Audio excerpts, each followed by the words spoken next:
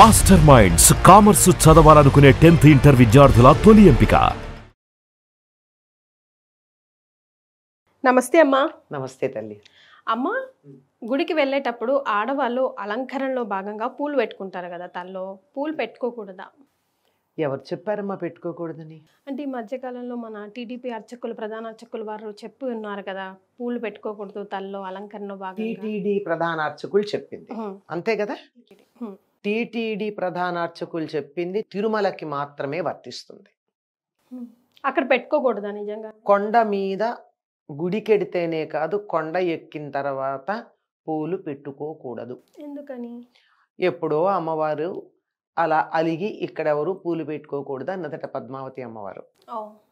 అందుకని కొండ మీద మాత్రం పూలు పెట్టుకోకూడదు. ఇంకా వారు చెప్పింది పూర్తిగా ఎందుకు చెప్పట్లేదు మనం పూల గురించి? పూల గురించే, ఎందుకంటే వేరే రకాలైనటువంటి చర్చలు జరుగుతున్నాయి కనుక దాని ఒక్కదాని గురించే మాట్లాడుతున్నారు. అలా తిరుమలలో ఉన్నటువంటి దేవాలయానికి వచ్చేటటువంటి వాళ్ళు సంప్రదాయమైన వస్త్రధారణ చెయ్యాలి అని చెప్పారు కదా. ఆ మాట ఎందుకు మాట్లాడటలేదు? పూల గురించి మాట్లాడుతున్నాం ఒకటి. రెండోది జుట్టు విరబోసుకోకూడదని కూడా చెప్పారు కదా. రెండు. మూడవది అంటే వస్త్రము, కట్టు బొట్టు, ఈ రెండు ప్రధానమమ్మ. జుట్టు, కట్టు సంప్రదాయమైనటువంటి వస్త్రధారణ. ఇప్పుడు మనకి దక్షిణ దేశం అంతా కూడా చీరలు కట్టుకుంటాం. ఉత్తర దేశీయులు చూడీదారులు వేసుకుంటారు. అది కూడా సంప్రదాయమైన వస్త్రధారణే, కాదనం లేదు. చిరిగిపోయినటువంటి జీన్లు అలాంటివి, ఫ్రాక్స్ అలాంటివి పనికిరావు. చక్కగా సంప్రదాయమైనటువంటి వస్త్రధారణ చూడీదారులు వేసుకోవచ్చు, పంజాబీ సూట్ వేసుకోవచ్చు, ఇంకేవో చాలా రకాలు ఉన్నాయి కదా, అందులో పేరు రకరకాలు ఉన్నాయి. అట్లాగే చీర కట్టుకోవచ్చు. సంప్రదాయ వస్త్రధారణ ధరించమన్నారు. అది కూడా ఆడవాళ్ళకి మాత్రమే అని అనుకుంటున్నారేమో మగవాళ్ళు కూడా, అందరూ. తర్వాత ముఖాన తప్పనిసరిగా బొట్టు పెట్టుకోవాలి. ఈ మధ్య కొంచెం అధికంగా కూడా అయింది. మనం మామూలు బొట్టు పెట్టుకున్నా కాదన్నట్టుగా పక్కనే ఉండి నామాలు పెడుతున్నారు కొంతమంది. అది వాళ్ళ ఇష్టం. కానీ ఏదో ఒక బొట్టు మాత్రం తప్పనిసరిగా ఉండాలి. నేను దేవుణ్ణి నమ్ముతున్నాను అనడానికి నిదర్శనం ముఖాన బొట్టు. అది విశ్వాసం. భగవంతుణ్ణి నమ్ముతున్నాను, పునర్జన్మ నమ్ముతున్నాను అనడానికి సంకేతం ముఖాన బొట్టు. అంతర్థం ఇంకా చాలా ఉంది. అసలు బొట్టు పెట్టుకోవడంలో చాలా విశేషం ఉంది. అది వేరే. ఇది బొట్టు ఉండాలి, కట్టు ఉండాలి. అలాగే జుట్టు కూడా విరబోసుకుని ఉండకూడదు. జుట్టు విరబోసుకుని ఉండడం అన్నది రాక్షసుల యొక్క లక్షణం. మనం రాక్షసులం కాదు కదా. మీరెప్పుడు యాంటీ అంతే కదమ్మా. జుట్టు విరబోసుకోవడం అన్నది చాలా పనికిరానటువంటి, చేయకూడనటువంటి పని. ఎందుకు అంటే జుట్టు చివర మన పాపాలు ఉంటాయట. ఇక మనం చేసిన పాపాలన్నీ బయటికి పెడుతూ ఉంటాయి, వెళ్లకుండా ఎక్కడ ఉంటాయి? ఆ జుట్టు చివర ఉండి అక్కడ గుడిలో పడింది అనుకోండి, బాగుండదు. అక్కడ కట్టేస్తాను దాన్ని, బయటకు వచ్చి వదిలేస్తాను. అందుకని జుట్టు విరబోసుకోకూడదు. ఇంకా జుట్టు విరబోసుకున్నది అంటే గుళ్ళో అని కాదు, కానీ జనరల్గా బయట గనక అయినట్టయితే దెయ్యాలు మొదలైనవి వాసిస్తాయి అని చెప్తారు.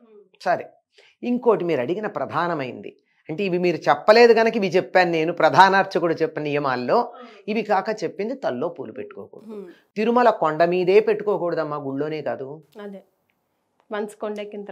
ఎందుకంటే ఆ కొండ మీద ఉన్నటువంటి పువ్వులన్నీ పరమాత్ముడికి మాత్రమే చెందుతాయి, భగవంతుడికి మాత్రమే చెందుతాయి, వెంకటేశ్వరుడికి మాత్రమే చెందుతాయి తప్ప మానవులు ధరించకూడదు అన్నారు. ఇదే మనకి గోదాదేవి దీంట్లో ప్రారంభంలో వ్రత నియమాలు చెప్తూ తాను చేస్తున్నటువంటి ధనుర్మాస వ్రతంలో కళ్ళకు కాటుకు పెట్టుకోము, తలలో పూలు పెట్టుకోము అని కొన్ని మాటలు చెప్తుంది. పాలు నెయ్యి తినము, పెరుగు కూడా తినము, పాల వస్తువులు తినము అని చెప్తుంది. ఎందుకంటే గోకులంలో ఉన్నటువంటి పాలన్నీ కృష్ణుడికి చెందినవి, ఇక్కడ పూసిన పూలన్నీ కృష్ణుడికి చెందినవి, మేం ధరించమంది. మరి ఇది ఎప్పుడు ధరించవచ్చు అంటే, దేవుడికి పెట్టిన తర్వాత నిర్మాల్యంగా తల్లో పెట్టుకోవచ్చు. అలాగే దేవుడికి నివేదన చేసినటువంటి దధ్యోదనమో లేకపోతే పరమాన్నమో క్షీరాన్నమో ఉంటే అది ప్రసాదంగా తినొచ్చు. అంతేగాని ముందు మనం తీసుకోకూడదని ఆవిడ చెప్పిన నియమం. కానీ తిరుమలలో మాత్రం అసలు నిర్మాల్యంగా కూడా పువ్వులు తల్లో ధరించకూడదు ఆఖరికి పెళ్ళిళ్ళు చేసుకునే వాళ్ళు కూడా ధరించరు. అవునమ్మా. పూలజడలు ఉండవు. ఓ. తిరుమలలో పెళ్లి చేసుకుంటే పూలజడ ఉండదు. తలకు ఒక మచ్చకో పువ్వు కూడా పెట్టుకోరు. పెట్టరు. మెడ ఒకటి పెట్టుకుంటే 10 పెట్టుకుంటే నియమం అదేలే. ఉల్లంఘించాక సాధారణంగా మెడలో దండలు కూడా వెయ్యరు పెళ్లి కూతురికి పెళ్లి కొడుక్కి. ఓ. అక్కడ దండలు వేయదలుచుకున్నట్టయితే కర్పూరపు దండలు ఉంటాయి కదా, అవి వేయడమే తప్ప గంధపు దండలో యాలకుల దండలో అట్లాంటివి వేస్తారే తప్ప పూల దండలు వేయరు. ఇది అక్కడికి సంబంధించిన నియమం తప్ప మిగిలిన దేవాలయాలకు సంబంధించింది కాదు. ఓకే. దేవాలయానికి చక్కగా పువ్వులు ధరించి వెళ్ళవచ్చు. తప్పనిసరిగా ముత్తైదువైనటువంటి స్త్రీ దేవుణ్ణి పూజించే సందర్భంలో ఏ భ్రాసిలాగా కాకుండా చక్కగా అద్దం చూసుకుని బొట్టు పెట్టుకోలేదు. నియమం చెప్తారు, అద్దం చూసుకోకుండా బొట్టు పెట్టుకోకూడదని. అంటే అలంకరణ మీద కూడా నాకు శ్రద్ధ ఉంది. ఈ శరీరం దేవాలయం, ఈ దేవాలయాన్ని నేను అలంకరిస్తున్నారు, ఈ దేవాలయంలో ఇక్కడ దేవుడు ఉన్నాడు కనుక దీన్ని చాలా జాగ్రత్తగా నేను కాపాడుకుంటున్నాను అని చెప్పి దీనికి చేసేటటువంటి దాన్ని శ్రద్ధగా చేయాలి. వెర్రి పిచ్చి అలంకారాలు కాదు, గంగిరెద్దు అలంకరించుకున్నట్టుగా అలంకరించుకోవటం కాదు. కనుక అద్దం చూసుకుని బొట్టు పెట్టుకుని కాటుకు పెట్టుకుని, ఇంకా పూర్వకాలం అయితే కాళ్ళకు పసుపు కూడా రాచుకునేవారమ్మ. ఈ రోజుల్లో ఎవరూ రాచుకోవటం లేదు. అవన్నీ చేసుకుని తల దువ్వుకుని అప్పుడు పూజ చేయాలి. తలకి టవాలో ఇంకోటో కట్టుకొని లేకపోతే పచ్చి తడితలతో చెయ్యకూడదు. తలకి పిడప అంటాం కదా, తల ఇలా ఆరడానికి ఒక బట్ట కడతాం, దాంతో చెయ్యకూడదు. ఎందుకంటే ఆరోగ్యానికి మంచిది కదమ్మా. తర్వాత దేవుడి మాట తర్వాత ఆలోచిద్దాం. తల తడిగా ఉన్నప్పుడు పూజ చేస్తే ఏమవుతుంది? అసలే స్నానం చేసేటప్పుడు ఒళ్ళంతా చెమటలు పడుతుంది. అట్లాంటి తలలో వేడి నీళ్లతో స్నానం చేస్తామేమో, ఆవిర్లు వచ్చేస్తాయి. ఈ ఆవిర్లన్నీ వచ్చేసేటప్పుడు ఆ పిడప వేసుకున్నట్టయితే ఆవిరంతా పిడప పీల్చుకుంటుంది. కానీ ఆ పిడప పీల్చుకోకుండా నువ్వు పూజ కూర్చున్నట్టు ఏమవుతుంది? అంతేకాదు జలుబు చేస్తుంది,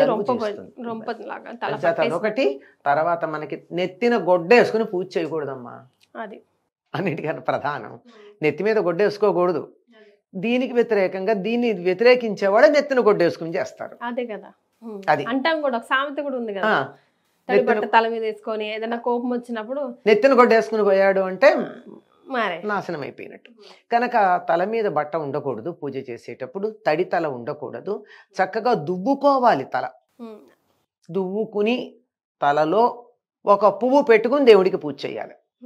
అట్లాంటిది పెట్టకూడదు అన్నది ఒక్క తిరుమలకి మాత్రమే పరిమితం అమ్మ, ఇంకెక్కడా కాదు. చాలా సంతోషం అమ్మా, ధన్యవాదాలు. నమస్తే.